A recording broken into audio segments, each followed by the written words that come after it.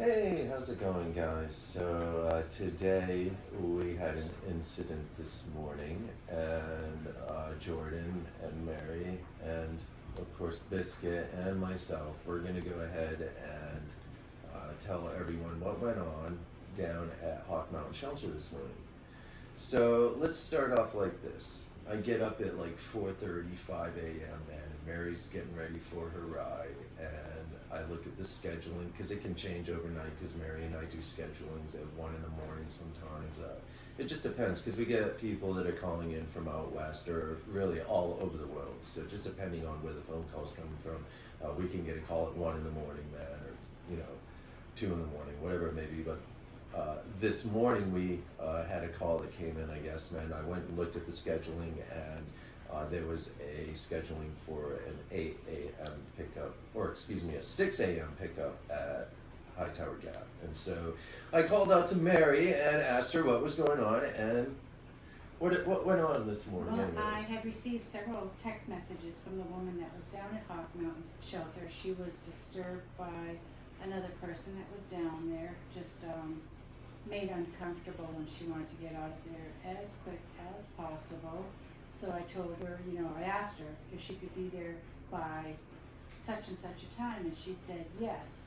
So I told her, give me a little bit, I'm leaving my house now. I'm gonna come down there, I'm gonna pick you up. I told her the vehicle that I'd be in, so she knew that I was the person she was expecting. When I was about 30 minutes away from her, I did have signal, and she said, I'm already there, and she told me where she was at, but she was uncomfortable with the person that was left at Hawk Mountain's shelter. So she did leave some of her items behind and hustled her way down to the Gap, and then I picked her up and spoke with her and got her into Blairsville, dropped her at McDonald's while she could wait there for her friend to come and retrieve her. She had a couple hours to drive, and she was coming to pick her up. Yeah. Okay. So what was making her think that this dude was creepy? Well, she said that when he came into the shelter last night, his major concern was her bag of food, and where did she put it. That was pretty much his only question to her. He did ask her for food. He told her that he was hungry. He told her he had some coffee he could share with her. She said that they were originally in the shelter. He was upstairs and she was downstairs. She did give him a ramen bomb, and so he's up there making it. He's eating the ramen crunchy. She said she could hear him crunching the ramen and banging around in his pot. He told her that he was just drinking water straight out of the creek. He did not have a filter, so he was not filtering water, and I would assume did not have a stove, because if he's eating his ramen just crunchy out of the package, he probably can't cook it. And he poured water right into the pan with the potatoes, so again, nothing heated up.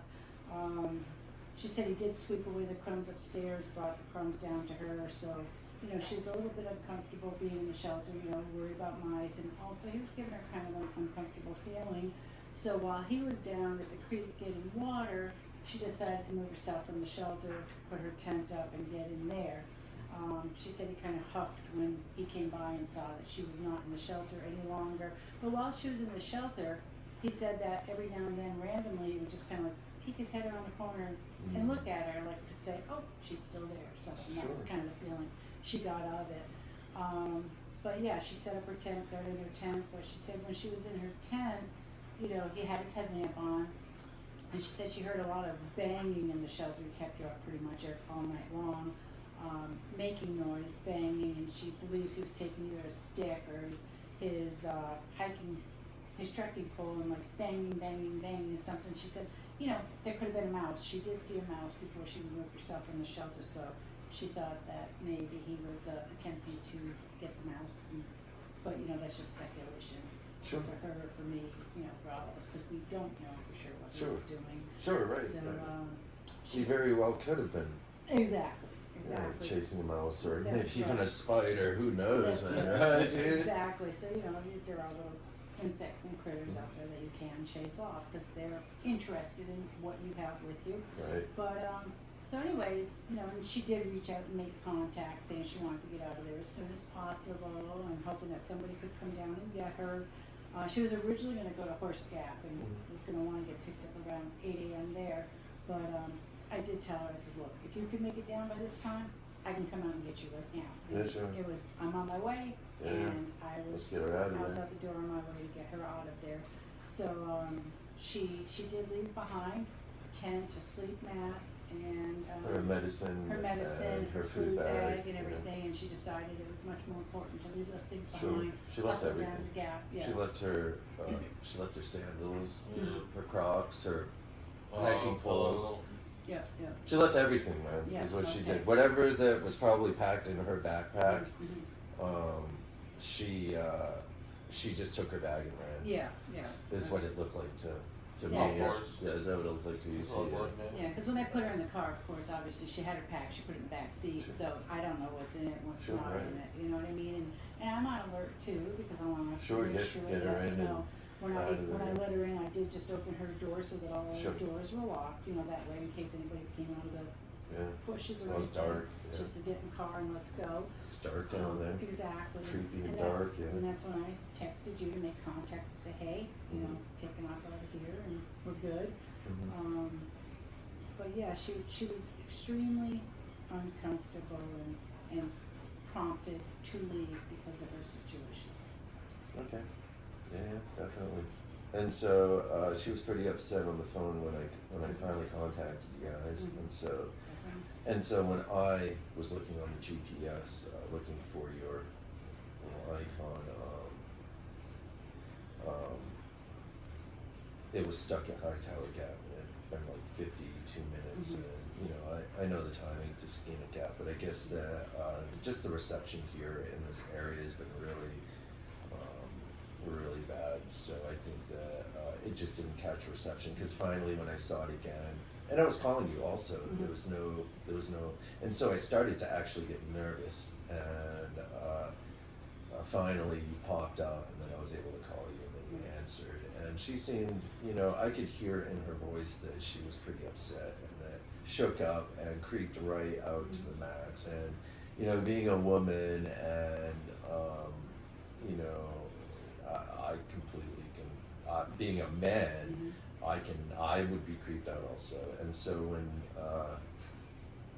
you know, when I heard that she had left all her gear down in there, that's when I was just like, you know, we need to go down there and get her gear. I didn't realize she had left all her gear in there. Yeah. And so when she started to tell me that, you know, when I asked her if it was, you know, really nice gear, I didn't realize it was, you know, a duplex, blah, blah, blah. There was about $1,000 of gear there, and it was all super nice, brand new, like, man. So, and so anyways, Jordan was in Hayesville, and I ended up He calling gave me a call and and, told me we gotta go rescue some gear.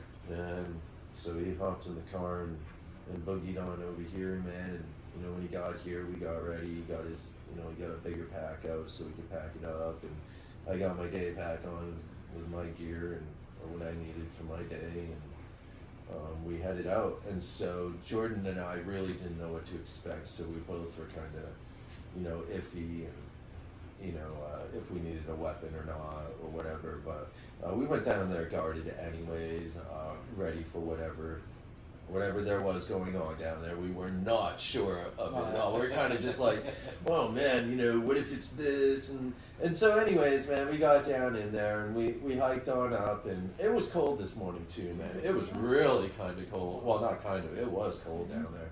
And so, but once we got hiking and stuff, man, it warmed right up, and we reached the top there. It's about 0.5 miles from Hawk Mountain or Hightower Gap to the top there where Hawk Mountain Shelter is. And then I would say it's about 0.2 of a mile down in to get to Hawk Mountain Shelter. So it's kind of covered over right now with green. Usually you can kind of see it from where you turn off the trail right there, man. But you know, it was covered over and you could barely see it. So Jordan and I start walking down in, man, and you know, I was expecting, you know, to see something crazy, and we get down in there, and there's a guy standing in the shelter, man, and you know, he's a kind of a tall guy. I would say about 6'1", 6'1" maybe.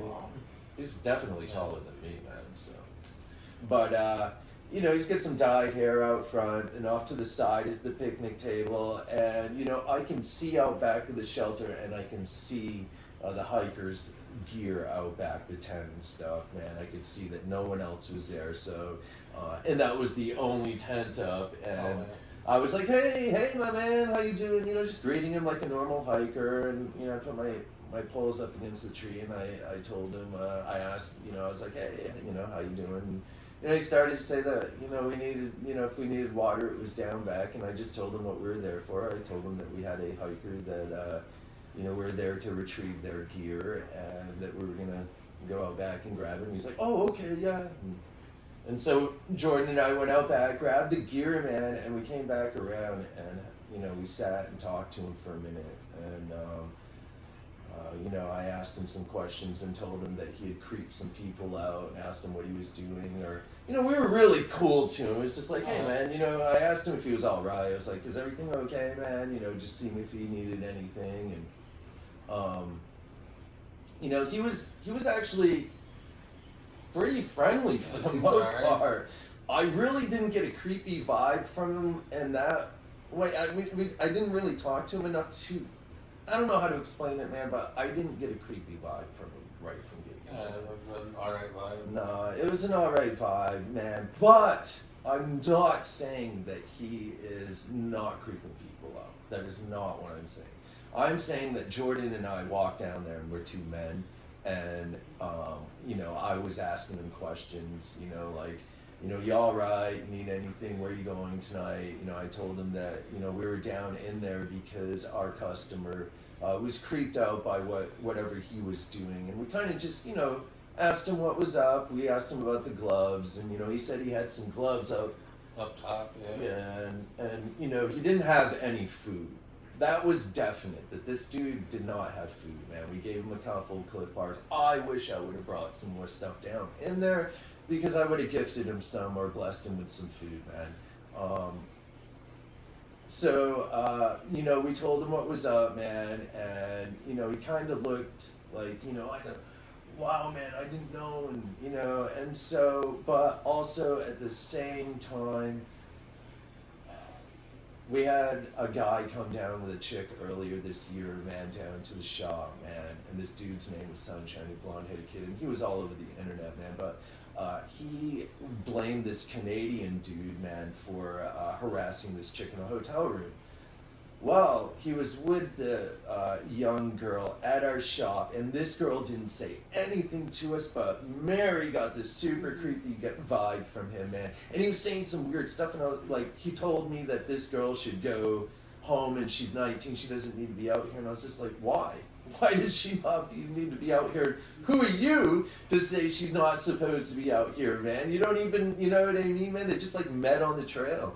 And so we didn't realize it, but that dude was the dude that was actually harassing her, not the Canadian guy. So, and maybe the Canadian guy was too. I don't know, but we're pretty sure that it wasn't. And so I did have encounters with some of our customers a little bit later on down the line.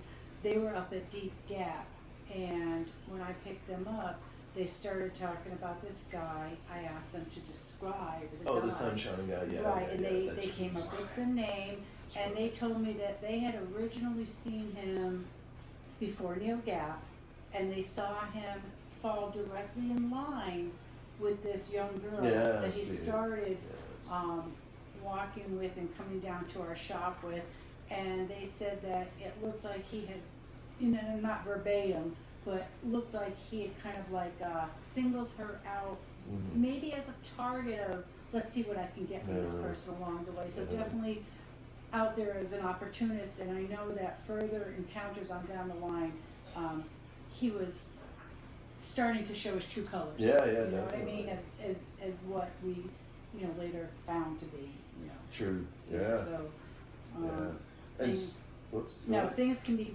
perceived one way. Either way, you can perceive good and it can really be bad, and you can perceive bad and it can be good. So we always have to use that judgment that I believe we all have when something does not feel right to That's you. right. Always go with that instinct of, I'm just going to remove myself from this situation, and that way you have safety all around. Yeah. Whether it's an actual situation, you're just feeling that way, take yourself out of the situation. Most definitely, dude. That's definitely, and so that goes back to, you know, Jordan and I, we discussed it when we walked out of there, and we were just like, you know, I'm 50-50, man. I can go both ways, but I hadn't heard her entire story till she came here and picked the gear up, and we heard, you know, her story face to face, not just on, you know what I mean, dude, where she also had some time to kind of process what went on, man. And I'm 50-50 on it with this person, man. I think that she did what she needed to do, and I would have done the same exact thing, man, because you just don't know, man. And that's why I'm saying this kid acted, you know, all right with Jordan and I, but we're two men. You know, people will act different. And that's, you know, when we were walking out, we were like, well, you know, he had a good vibe, but then you have to think about it. Well, why did she leave? You know what I mean, man? What made her so creeped out that she had to go? Because she was a super nice woman. She seemed pretty solid. I don't think that she smokes pot or fucking drinks or anything like that. And I'm not saying that makes anyone crazy or anything, dude, but I don't think she was like out there eating mushrooms or tripping out or paranoid she or was very well aware yeah, of her senses. yeah, definitely. But she man. was So, very adamant yeah, she wanted that to get she out of there. wanted to get out of there. She was a straight up, you know, she was like scared, man, and she'd been out on the long trail and hiked and stuff, man, so, I honestly believe this is my opinion, and this is just from years of doing this, man.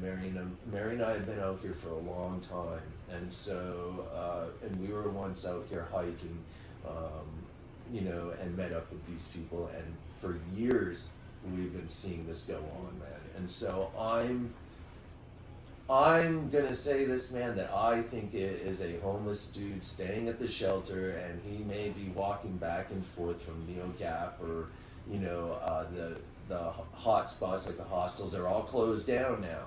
So, you know, these shelters down here, man, they're just a place for someone to live, man. And not only that, hikers are super giving, man. And so now that it's all thinned out here, man, and the hostels are all closed and the hiker boxes and stuff, man, they're not so, you know, accessible, man. They're not everywhere anymore.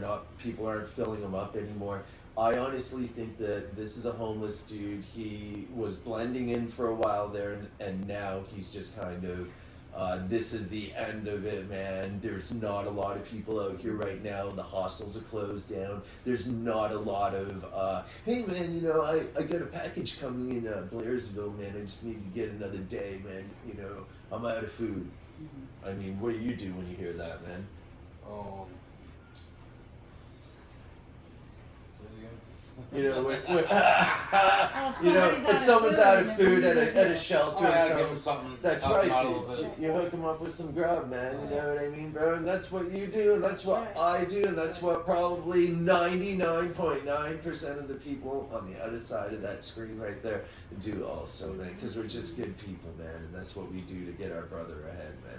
So I'm gonna say that's probably what's up, man. And so I'm saying now that we're not saying this woman did anything wrong. We're not saying the kid did anything wrong. We're not saying any of that. What we're saying is be aware of what's going on around, you know, on the trail. I hear a lot of people say that it's super safe and yada yada yada, and it is, man. But also, there's still, it's not immune from crime. There's still stuff going on out here, man. So just be aware of that, guys, man. And I'm gonna say, just be aware of this guy out here, man. I don't think he's dangerous, but it's a 50-50 chance he could be. And I'm not gonna be the dude that says that, you know, he's not dangerous, because then, you know, you're putting your guard down. I'm putting my guard down, and you shouldn't do that anytime in life, in my opinion only. But you should always keep your guard up, no matter where you are, man. So, that being said, man, that is pretty much what went on. Jordan and I went down, got that stuff out of there, man. I think that he was, Seemed alright for yeah. the most part. Yeah, you think so, brother? Yeah. What did you I think? honestly think the same opinion you. Yeah. They're just homeless guys living up there. Yeah. Yeah. Is that the first impression you got though when we walked down? Oh. What did you think when we walked down there? Honestly, I don't know. I mean, we kind of walked by them pretty quick. I didn't really talk to them yet. Sure. Sure. Um, Did you think he was nervous when I was asking the questions about the gloves and the tape and creeping people out? oh, I think he acted alright. Yeah. Yeah. Not really surprised. You think, or Kind of a little surprised. He's like, oh, those weren't mine. Those were already there. yeah. But then he said, well, I do got plastic gloves up top though. Mhm. So But the shoelaces and stuff and he the didn't know what to talk tape. about with shoelaces. Yeah, and I And then think with the tape, he held it up and said this was already here. I think that the packing tape was already there, People man. leave a lot of things behind. They do. They don't The like tape carry up stuff that everything. might be leaking there. Or yeah, just to carry it, man. I mean, I think the packing tape was there, but and I think those gloves, dude, that were on the table were there also. That's just a pile of stuff that's been sitting there. Yeah, yeah. But he did have his own gloves, man. So. Yeah. But we didn't actually see them. There was on the picnic table. There was like some water purifying tablets. There were 2 pairs of rubber black gloves, the kind that you kind of use when you're working and stuff. The ones that like grip things and. Like an umbrella in there too, I think. Yeah, there was a ultralight umbrella or something, dude, or a hiking umbrella. Just stuff that people ditch, man, at the shelters. Yeah, so that's what we witnessed. So, like I said, just be aware. There is a dude out here, man. He may be dangerous, he may not. I'm just gonna say I'm 50-50 on it. What do you guys think? I'm I'm the 50-50 same. on it. I think I always err on the side of caution. Go Sure. with your gut feeling, Mhm. and that way you stay safe and everybody else stays safe, and just remove yourself from a situation you're uncomfortable. Hell yeah, dude. Yes. Oh, yeah, we have another final opinion tomorrow if we go out and catch up with them and That's see right. if he's still there and Yep. give him a little food. Yep. And so that's what we're gonna do. Actually, we've gathered some food together and a stove with some fuel. And actually, we got a magnesium strip and stuff, man, for this dude. And we're going to bring him out, ramen noodles and freeze drieds and stuff, man, and just hook him up with a few days worth of food, just to get him ahead a little bit and see what he does next, man. So, we'll make sure we keep our eyes and ears out, man, and make sure that everyone's safe out here, man. Like I said, man, it's a 50-50, but we're gonna bring him some food, man. No one should be hungry, and keep him from taking other people's food, man, too, man. So I'm not doubting that this dude is not. I think that he's probably stealing food. If he has a chance, he's gonna take it. So just be aware. All right, guys, man. Do you guys have anything you want to say or add in? I'm good. That's almost pretty much up. Sweet, guys. All right, guys. Thank you so much. Peace. Peace.